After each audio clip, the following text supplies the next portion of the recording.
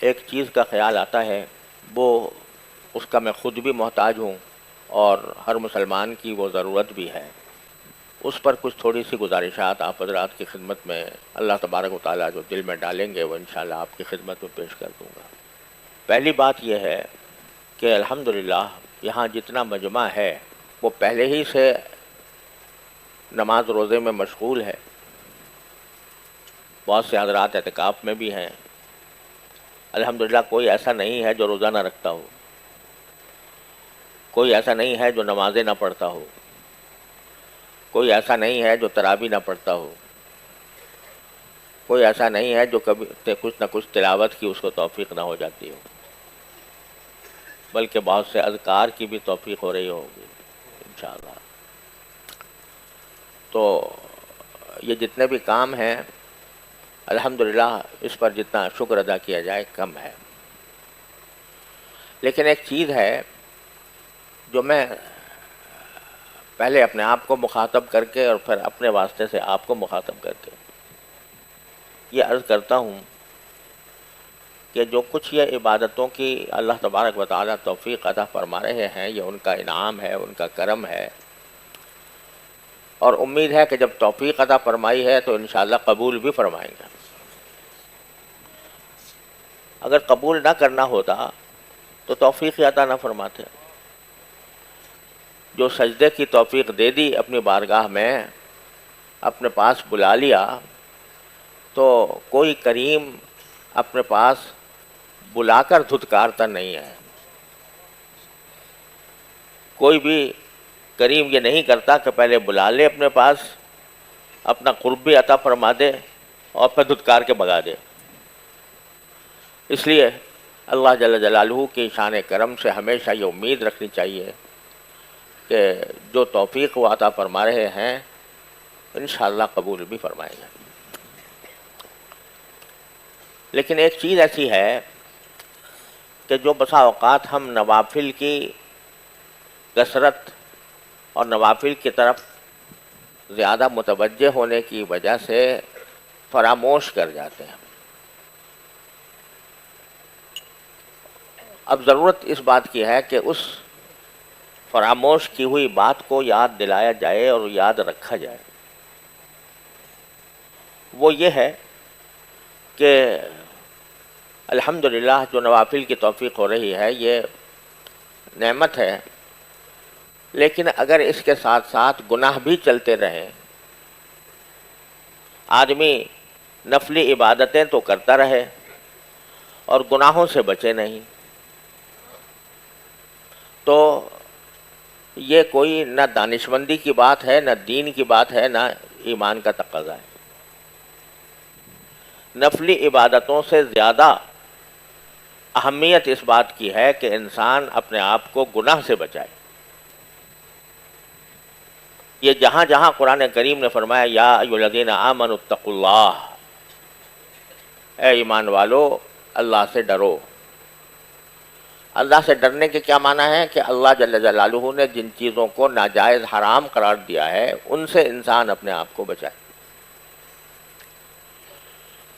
لہذا جتنی اہمیت اور شوق اس بات کا ہوتا ہے کہ بھئی رمضان آ گیا ہے، ہم اس میں تراویح اہتمام کے ساتھ پڑھیں، اس میں تلاوت عام دنوں کے مقابلے میں زیادہ کریں، ذکر عام دنوں کے مقابلے میں زیادہ کریں، اور اپنا تعلق اللہ تبارک و تعالیٰ کے ساتھ استوار کریں، رات کو نفلیں پڑھیں. جتنا شوق اور جتنا ذوق اور جتنا جذبہ ان نفلی عبادتوں کے لیے دل میں پیدا ہوتا ہے، اتنا ہی جذبہ اس بات کا بھی پیدا ہوتا ہے کہ اپنے آپ کو گناہ سے بچائیں. اگر ایک طرف تو ہم نفلی عبادتیں کیے جا رہے ہیں اور دوسری طرف گناہ کے دروازے بھی کھولے ہوئے ہیں، تو اس کی مثال ایسی ہے جیسے آپ کسی کمرے کو ٹھنڈا کرنا چاہتے ہیں یا گرم کرنا چاہتے ہیں ایئر کنڈیشنر کے ذریعے، اور آپ نے ایئر کنڈیشنر تو فل رفتار سے کھول دیا لیکن ساتھ ساتھ دروازے اور کھڑکیاں بند نہیں کی. دروازے اور کھڑکیاں اگر بند نہیں کی تو ایئر کنڈیشنر سے فائدہ حاصل نہیں ہوگا. فائدہ اس وقت حاصل ہوگا جب کھڑکیاں بھی بند ہوں، دروازے بھی بند ہوں. یہ گناہ کی کھڑکیاں، گناہ کے دروازے، ان کو بند کرنے کی ضرورت ہے. اور یہ رمضان کا مہینہ، یہ آخری عشرہ اور یہ اعتکاف اور یہ مسجد کی حاضری، یہ ہمیں دعوت دے رہی ہے اس بات کی کہ ہم اپنے آپ کو گناہ سے بچانے کا عہد کریں. یہاں سے جب جائیں تو گناہ کے دروازے اور گناہ کی کھڑکیاں بند کر کے جائیں.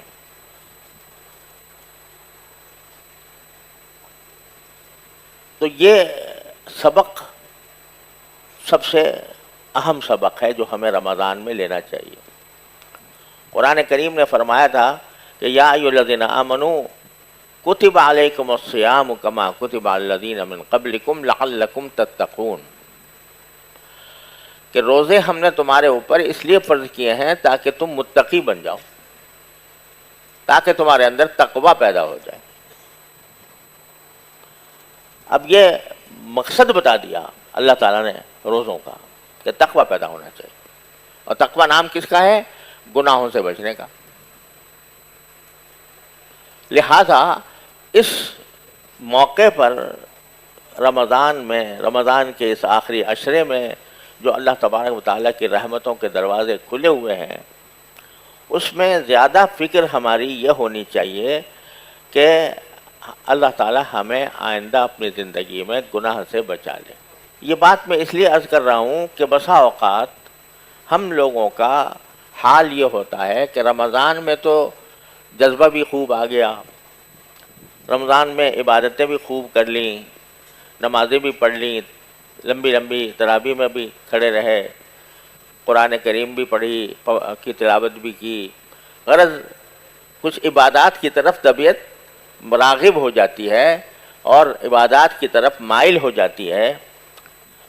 یہ اللہ تعالیٰ کا کرم ہے کہ یہ رمضان کی خصوصیت ہے کہ اس میں اللہ تبارک و تعالیٰ اپنی طرف متوجہ کرنے کے راستے قریب کر دیتے ہیں. یہ ان کا کرم. لیکن جب اب رمضان گزر جاتا ہے اور ہم پھر جیتی جاگتی زندگی میں پہنچتے ہیں تو پھر ایسا لگتا ہے جیسے سب کچھ دامن جھاڑ کے آ گئے. جو کچھ عبادتیں کی تھیں، جو کچھ ریاضتیں کی تھیں، جو کچھ رجوع اللہ کی توفیق ہوئی تھی، وہ عید کی خوشیوں میں اور عید کی تقریبات میں اور عید کی ملن پارٹیوں میں اس کو ہم نے جھاڑ دیا. اب نہ اس بات کی فکر ہے کہ بھئی نماز با جماعت ادا ہو رہی ہے کہ نہیں ہو رہی. رمضان میں ہو رہی تھی، لیکن بعد میں جانے کے بعد یہ فکر کہ نماز میری جماعت سے ہو رہی ہے نہیں ہو رہی. اس بات کی فکر کہ بھئی جیسے وہاں تلاوت کرتا تھا تو اتنا نہ صحیح تھوڑا بہت روزانہ تلاوت کروں. اس بات کی فکر کہ جس طرح میں نے کوشش کی تھی کہ اپنے نگاہوں کی عبادت کروں رمضان میں، تو اپنے نگاہوں کی عبادت کر رہا ہوں کہ نہیں کر رہا. جس طرح مجھے رمضان کے اندر کہا گیا تھا کہ اگر کوئی لڑائی کرے تو تم کہہ دینا کہ میرا روزہ ہے تو لڑائی مت کرنا، تو کیا اب بھی میری طبیعت میں وہ جذبہ باقی ہے؟ یہ ہے اصل سوال اور اصل فکر جو اسی عشرہ رمضان کے اندر اس کا حل نکلنا چاہیے. اسی عشرہ رمضان میں نکلنا چاہیے کہ بعد میں ہم کیسے انسان اور کیسے مسلمان بن کر زندگی گزاریں گے. تو گناہ تو آج کل جتنے گناہوں کی آگ لگی ہوئی ہے معاشرے کے اندر، لیکن دو تین چیزیں ایسی ہیں جس کی طرف میں خصوصی طور پر اپنے آپ کو پہلے اور آپ حضرات کو بعد میں متوجہ کرنا چاہتا ہوں کہ اس کی فکر آج ہی پیدا کر لیں. آج پیدا کریں فکر اور یہ راتیں جو ہیں ان میں جب اللہ تبارک و تعالیٰ سے رجوع کریں تو اس کے لیے اسی سے مانگیں کہ یا اللہ میں اس کی فکر تو پیدا کر رہا ہوں لیکن اس گناہ سے بچانا یہ آپ کی توفیق کے بغیر نہیں ہوگا، تو اللہ مجھے گناہوں سے بچنے کی توفیق عطا فرما دے۔ جہاں اور حاجتیں مانگ رہے ہیں، دنیاوی ضروریات مانگ رہے ہیں، مانگیں، یہ مانگنے ہی کے دن ہیں، مانگنے ہی کی راتیں ہیں، کھولا ہوا ہے دربار دینے والے نے، تو دنیا کی بھی چیزیں مانگو تو کوئی مسئلہ نہیں ہے، کوئی گناہ نہیں ہے، اچھی بات ہے، اس پر بھی تمہیں ثواب ملنے والا ہے، لیکن ساتھ یہ بھی تو مانگو یا اللہ مجھے گناہوں سے بچا لیں۔ یہ تو مانگتے ہیں یا اللہ میرے گناہ معاف کر دے، یہ تو کہتے ہیں کہ یا اللہ میری مغفرت فرما دے، یہ دعا تو مانگتے ہیں، لیکن یہ بھی دعا مانگی کبھی کہ یا اللہ بچا لے مجھے گناہوں سے بچا لے مجھے۔ ارے بھائی مغفرت اور بخشش تو اس وقت ہوگی جب کہ گناہ کا ارتکاب ہو۔ آدمی یہ تو کہتا چلا جائے یا اللہ مجھے معاف کر دے، یا اللہ مجھے معاف کر دے، یا اللہ مجھے معاف کر دے، کیا مطلب ہے کہ میں تو کرتا رہوں گا اور آپ معاف کر دیا کرو، تو یہ کیسی دعا ہوئی، یہ کیسا مغفرت ہوئی، کیسے استغفار ہوا؟ تو اس لیے وہ ایک فارسی کا شعر ہے کہ جس کا پہلے مسئلے کا مفہوم یہ ہے کہ دل میں تو گناہ کی آرزوئیں، گناہ کی خواہش بھری ہوئی ہے، لیکن مانگ رہے ہیں استغفار، تو فرماتے ہیں معصیت را خندمی آیت بر استغفار ماں، معصیت کو یعنی گناہ کو ہمارے استغفار پر ہنسی آتی ہے۔ یہ کیسا استغفار کر رہا ہے کہ دل پورا ذوق گناہ، دل تو گناہ کے ذوق سے بھرا ہوا ہے اور زبان پر استغفار ہے، تو معصیت را خندمی آیت بر استغفار ماں، ہمارے استغفار پر گناہ کو بھی ہنسی آتی ہے۔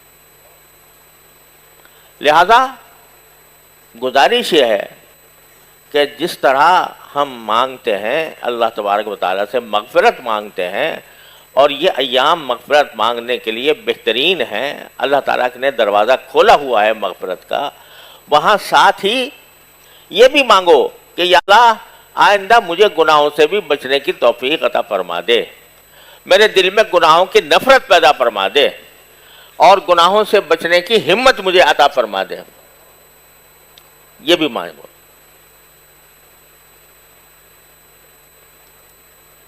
تو اب ضرورت اس بات کی ہے، الحمدللہ جو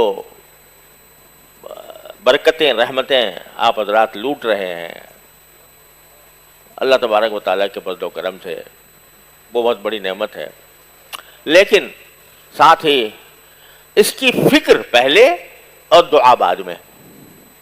پہلے فکر کہ کہیں ہم سے گناہ سرزد نہ ہو، اور پھر دعا بھی کہ اللہ آپ اپنے رحمت سے مجھے بچا لیں۔